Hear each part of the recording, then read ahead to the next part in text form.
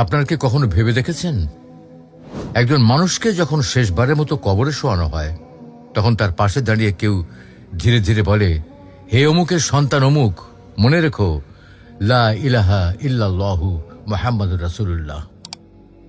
এই কথাটাকে বলা হয় তালকিন, মানে মৃত মানুষটিকে স্মরণ করিয়ে দেওয়া হয় সেই কালেমা, যে কালেমা নিয়ে সে দুনিয়া থেকে বিদায় নিয়েছে। ইমাম তাবরানী বর্ণনা করেছেন যে রাসূলুল্লাহ সাল্লাল্লাহু আলাইহি ওয়াসাল্লাম বলেন, যখন মৃত ব্যক্তিকে কবরে তালকিন দেওয়া হয়, তখন মুনকার ও নাকির ফেরেশতারা বলেন, চলো যাই, যাকে প্রশ্ন করতে এসেছিলাম তাকে তো সব শেখানো হয়ে গেছে। ভাবুন তো, চারপাশে নীরবতা, সব মানুষ চলে গেছে, আপনি কবরে একা শুয়ে আছেন লাশ হয়ে। ঠিক তখনই কারো কণ্ঠ ভেসে আসে, আপনি আল্লাহকে আপনার রব হিসেবে মেনেছেন, ইসলামকে আপনার জীবন হিসেবে নিয়েছেন, আর নবীজি মুহাম্মদ সাল্লাল্লাহু আলাইহি ওয়াসাল্লামকে ভালোবেসেছেন। তখন আপনি বলে উঠলেন, আলহামদুলিল্লাহ, আল্লাহ আপনাকে রহম করুন। এই তালকিনের শব্দগুলো তখন আপনার অন্ধকার কবরটাকে আলোয় ভরিয়ে দেবে।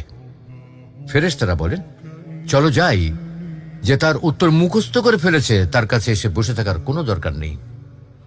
ইমাম সুয়ুতি রহমতুল্লাহি আলাইহি এবং ইমাম ইবনে আবিদিন শামী রহমতুল্লাহি আলাইহি বলেছেন, তালকিন করা মুস্তাহাব, মানে করলে ভালো, কারণ এতে মৃত ব্যক্তি শান্তি পায়, আর জীবিত মানুষ মনে রাখে যে আমাদেরও একদিন সেই মাটির নিচে যেতে হবে।